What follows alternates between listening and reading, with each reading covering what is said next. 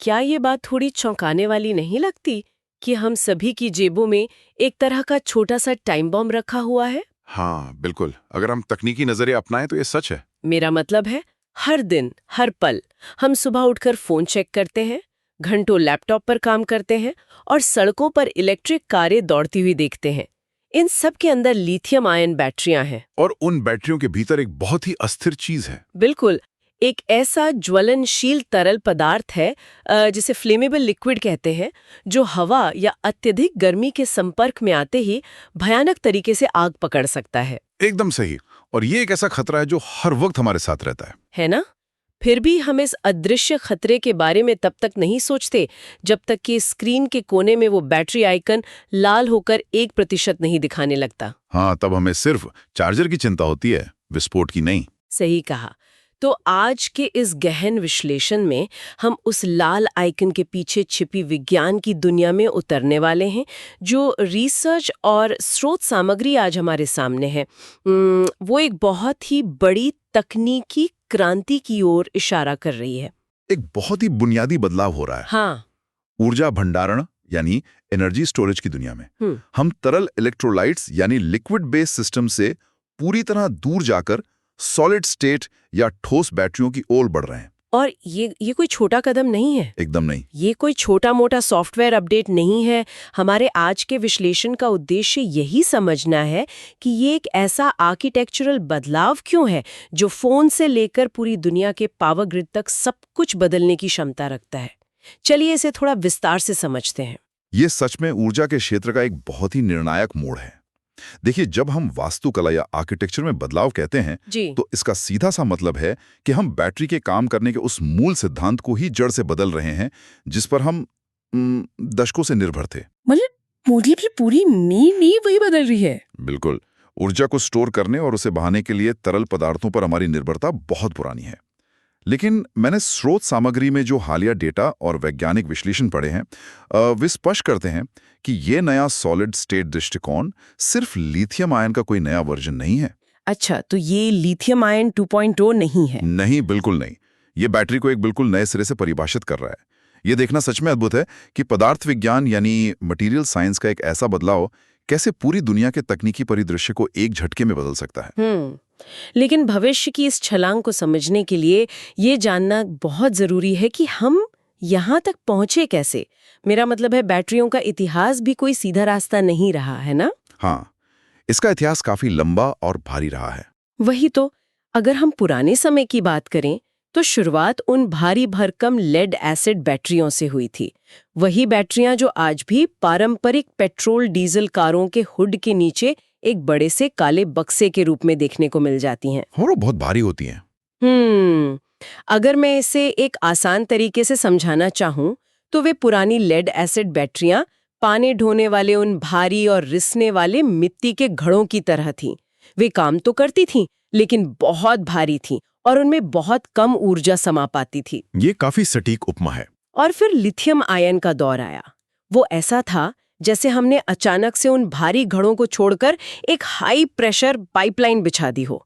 Lithium ion ने हमें हल्की और शक्तिशाली ऊर्जा दी, जिसने पोर्टेबल इलेक्ट्रॉनिक्स की पूरी दुनिया ही खड़ी कर दी। ये पानी के घड़े और हाई प्रेशर पाइपलाइन वाली बात तकनीकी विकास को बहुत अच्छे से दर्शाती है। लेड एसिड बैटरियों ने दुनिया को ऊर्जा का पोर्टेबल रूप तो दिया, लेकिन उनका वजन और आकार हमेशा एक बहुत बड़ी अड़चन बना रहा। कोई भी अपनी जेब में 1 किलो की बैटरी नहीं रखना चाहता था। सही कहा। लिथियम आयन ने आकर ऊर्जा घनत्व, जिसे हम एनर्जी डेंसिटी कहते हैं, उसे कई गुना बढ़ा दिया। लेकिन अब सवाल ये उठता है कि लिथियम आयन की इतनी बड़ी सफलता के बाद भी हम इस सॉलिड स्टेट क्रांति की ओर क्यों बढ़ रहे हैं? हाँ, क्योंकि एक आम इंसान तो यही सोचेगा कि लिथियम आयन बहुत अच्छा काम कर रही है। बिल्कुल। और यहाँ सबसे दिलचस्प बात यह है कि तरल से ठोस की ओर जाने का ये विचार कोई नया नहीं है। वैज्ञानिक दशकों से ऐसा करना चाहते थे। अच्छा, तो फिर उन्होंने पहले ऐसा क्यों नहीं किया? क्योंकि तकनीक तैयार नहीं थी। ये छलांग अब जाकर इसलिए मुमकिन हो पाई है क्योंकि नैनो टेक्नोलॉजी में हाल ही में कुछ अभूतपूर्व प्रगति हुई है। वैज्ञानिकों ने आणविक स्तर पर, मतलब नैनो स्केल पर, सामग्रियों को इस हद तक समझना और उन्हें नियंत्रित करना सीख लिया है कि अब हम नई सामग्रियों का निर्माण कर सकते हैं। अरे वाह, मतलब हम परमाणुओं के स्तर पर खेल रहे हैं। हाँ बिल्कुल, नैनो टेक्नोलॉजी ने हमें वो उपकरण दिए हैं जिनसे हम तरल पदार्थों की उन सीमाओं को पार कर सकते हैं जो लिथियम आयन तकनीक पर एक तरह की रोक लगा रही थी। यहाँ मामला सच में बहुत दिलचस्प हो जाता है, क्योंकि जब हम तरल बनाम ठोस की बात करते हैं तो दिमाग में एक बहुत ही बुनियादी तस्वीर बनती है। तरल बहता है, ठोस रुका रहता है। बिल्कुल। रिसर्च पढ़ते हुए मुझे जो सबसे चौंकाने वाली बात लगी, वो दोनों पीढ़ियों के बीच का ये बुनियादी अंतर है जिसे इलेक्ट्रोलाइट कहा जाता है। अब स्रोत के अनुसार इलेक्ट्रोलाइट वो माध्यम है जो बैटरी के अंदर आयनों को एक सिरे से दूसरे सिरे तक ले जाता है। सरल शब्दों में कहें तो यही वो रास्ता है जिससे होकर ऊर्जा बहती है। सही कहा। लिथियम आयन बैटरियां एक तरल पदार्थ का उपयोग करती हैं, लेकिन ये नई सॉलिड स्टेट तकनीक पूरी तरह से एक ठोस सामग्री का उपयोग कर रही है। हाँ, और यही सबसे बड़ा बदलाव है। अब मैं यहाँ थोड़ा उलझन में हूँ।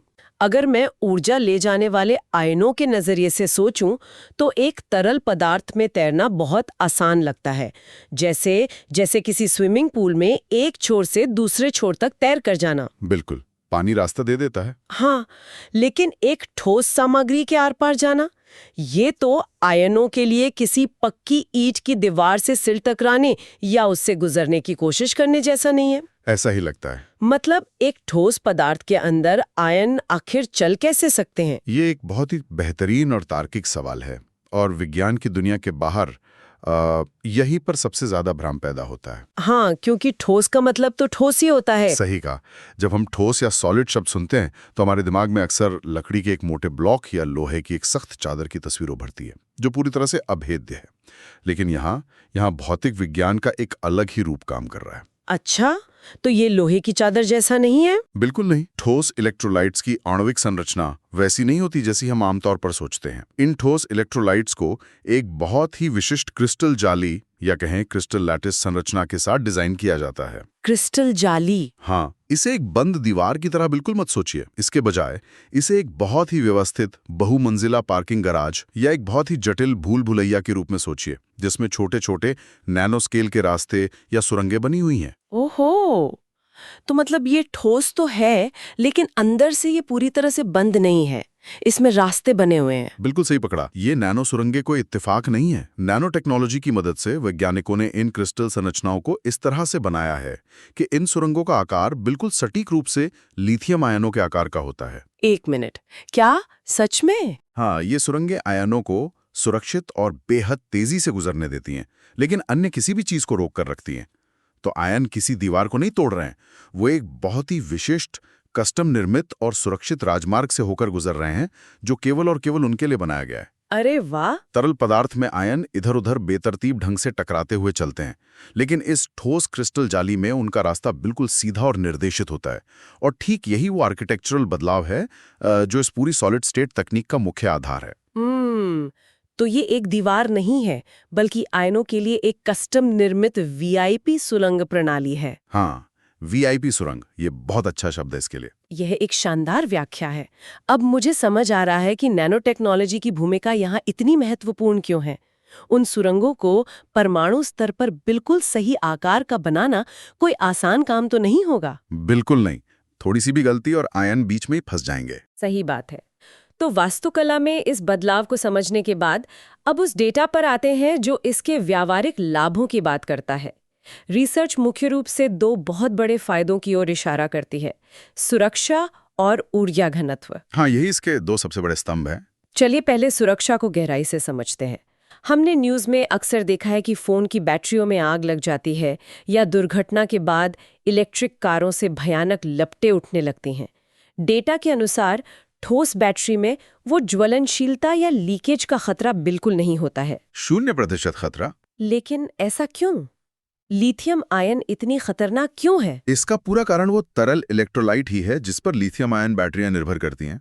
वो तरल सिर्फ एक माध्यम नहीं है, रासायनिक रूप से वो अत्यधिक वाष्पशील और ज्वलनशील होता है। मतलब वो पेट्रोल की तरह आग पकड़ सकता है? उससे भी बदतर। जब किसी लिथियम आयन बैटरी में कोई शॉर्ट सर्किट होता है, चाहे वो निर्माण में किसी खामी की वजह से हो या बैटरी के ज्यादा गर्म होने की वजह से, तो वो तरल पदार्थ उबलने लगता है और वाष्प में बदलने लगता है। उबलने लगता है फोन के अंदर? हाँ, और इससे बैटरी के अंदर का दबाव बहुत तेजी से बढ़ता है। अगर वो दबाव बाहर नहीं निकल पाता तो बैटरी फूल जाती है, फट जाती है और हवा में मौजूद ऑक्सीजन के संपर्क में आते ही वो तरल एक भयानक आग का रूप ले लेता है। उफ, ये तो डरावना है। विज्ञान की भाषा में इस पूरी प्रक्रिया को थर्मल रनअवे कहा जाता है। ये एक चेन रिएक्शन है जिसे एक बार शुरू होने के बाद रोकना मतलब लगभग असंभव होता है। मतलब एक छोटी सी खराबी एक बड़े विस्फोट में बदल सकती है। बिल्कुल। और सॉलिड स्टेट बैटरियां इस थर्मल रनअवे की समस्या को जड़ से खत्म कर देती हैं। कैसे? क्योंकि इलेक्ट्रोलाइट अब एक ठोस पदार्थ है, आमतौर पर एक विशेष प्रकार का सिरेमिक या पॉलीमर, जो ना तो उबलता है, ना वाष्पित होता है, ना लीक हो सकता है और ना ही आग पकड़ता है। क्योंकि इसमें उबलने के लिए कोई तरल है ही नहीं। सही कहा। ये बैटरी को अपनी मूल संरचना के स्तर पर ही सुरक्षित बनाता है। अगर किसी सॉलिड स्टेट बैटरी को कोई नुकसान पहुंचाए, उसे पंक्चर कर दे या वो टूट भी जाए, तो भी उसमें लिथियम आयन की तरह भयानक आग लगने की संभावना न के बराबर होती है। ये सुरक्षा के लिहाज से सच में एक बहुत बड़ा कदम है। लेकिन मुझे यहाँ थोड़ा संदेह भी हो रहा है। अच्छा, किस बात का? देखिए, मेरी समझ कहती है कि विज्ञान और इंजीनियरिंग में कुछ भी मुफ्त नहीं मिलता।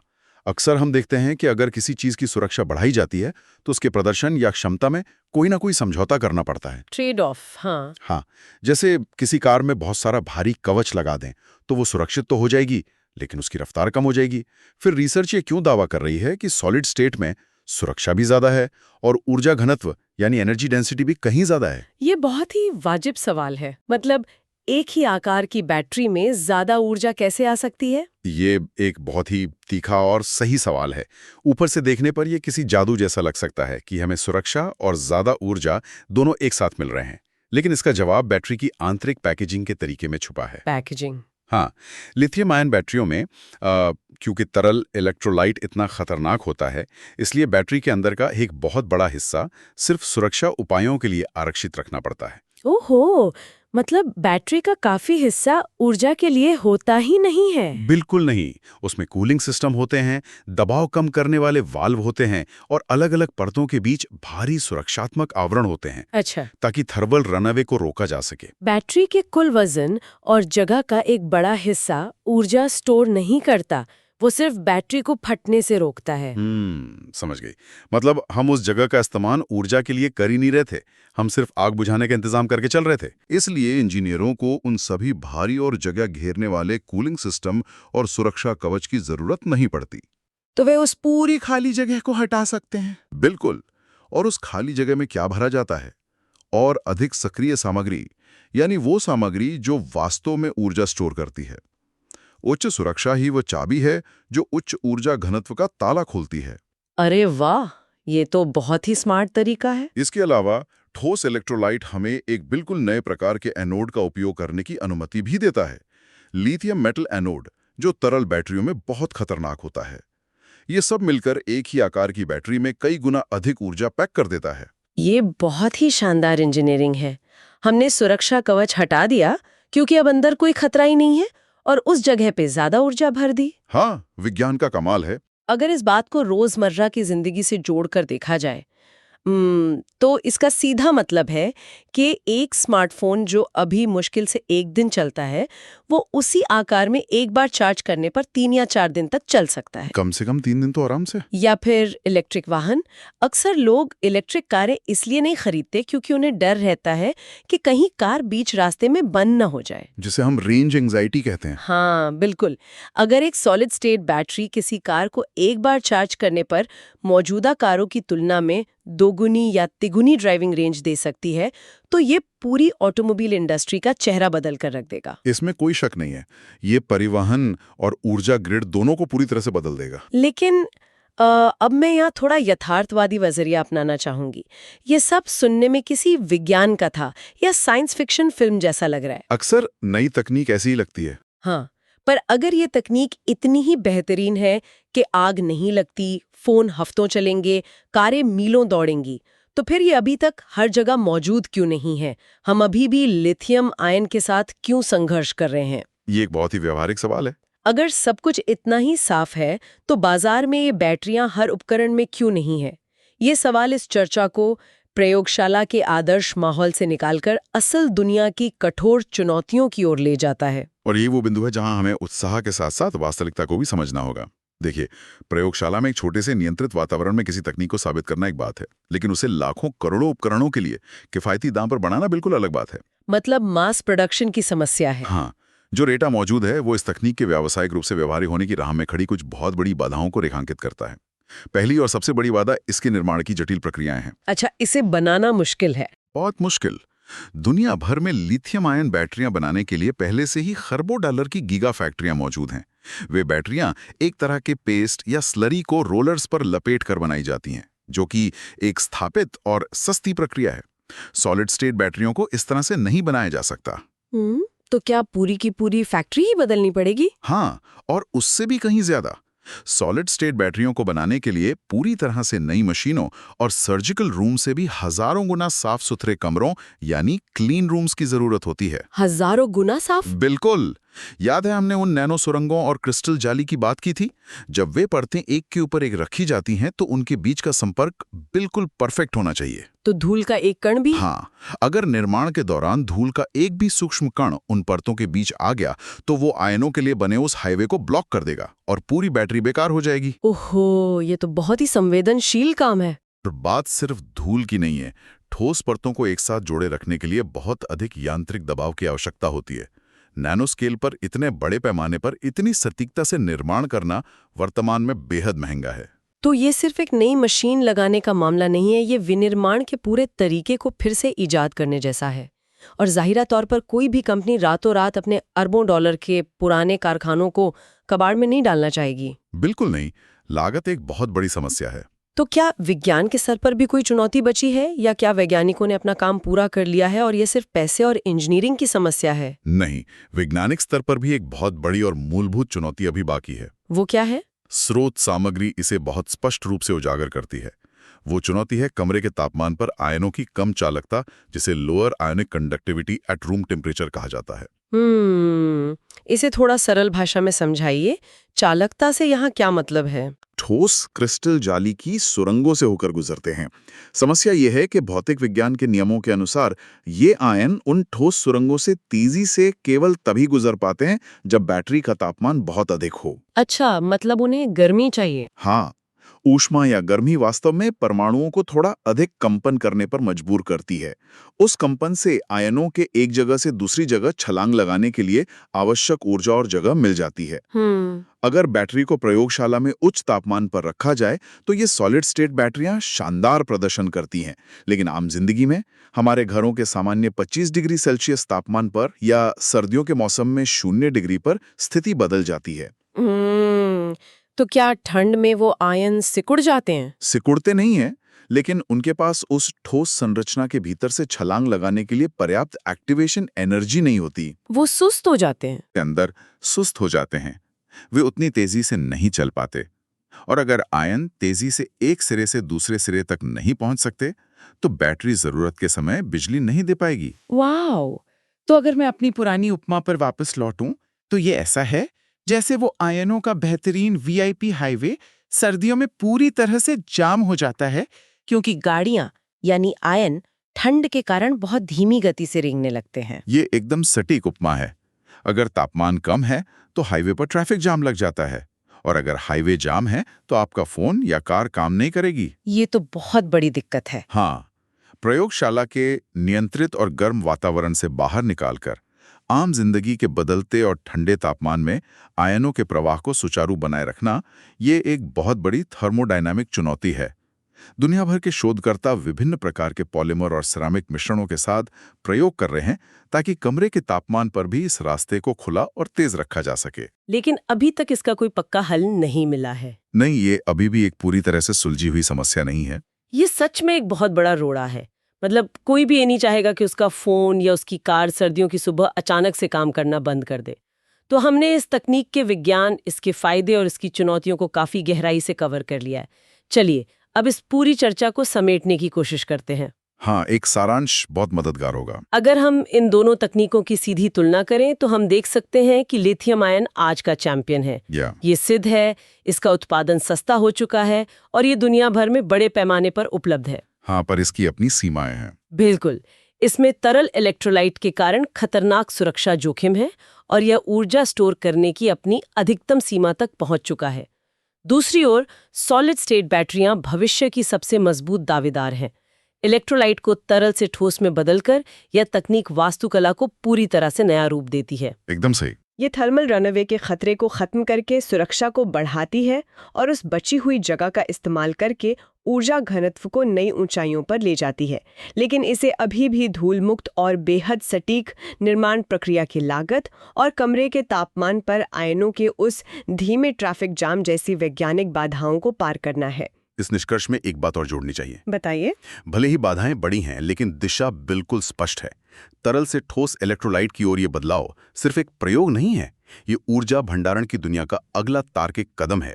हम एक ऐसे भविष्य की नींव रख रहे हैं जहां हमारी तकनीक हमारी ऊर्जा सीमाओं से बंधी नहीं होगी। एक असीमित ऊर्जा वाला भविष्य। सुरक्षित और सघन ऊर्जा भंडारण हमारे द्वारा उपयोग किए जाने वाले हर उपकरण, हर वाहन और यहाँ तक कि हमारे शहरों के पावर ग्रिड के पूरे डिजाइन को भी हमेशा के लिए बदल कर रख देगा। तो इस सब का क्या मतलब है? ये सब गहराई से समझने के बाद मेरे दिमाग में एक विचार आ रहा है जो मैं इस चर्चा के अंत में यहाँ छोड़ना चाहूंगी।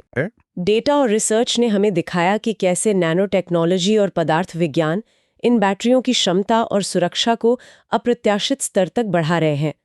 लेकिन अगर हम भविष्य की ओर थोड़ा और आगे देखें, अगर नैनो टेक्नोलॉजी आने वाले दशकों में इन सभी बाधाओं, मेरा मतलब है चालकता की समस्याओं और निर्माण की भारी लागतों को पूरी तरह से खत्म कर दे, तो क्या स्थिति होगी? ये एक दिलचस्प सवाल है। क्या ये संभव है कि हम ऐसी सॉलिड स्टेट बैटरियों का निर्माण कर सकें जिन्हें किसी उपकरण के पूरे जीवन चक्र में कभी चार्ज ही न करना पड़े? बिना चार्ज किए चलने वाली बैटरी? हाँ, ये सुनने में शायद अजीब लगे, लेकिन कल्पना की जा सकती है कि भविष्य में कोई एक ऐसा डिवाइस खरीदे जिसकी बैटरी उसके पूरे 10 या 15 साल के जीवन काल तक चले, बिना उसे एक बार भी दीवार के प्लग से जोड़े।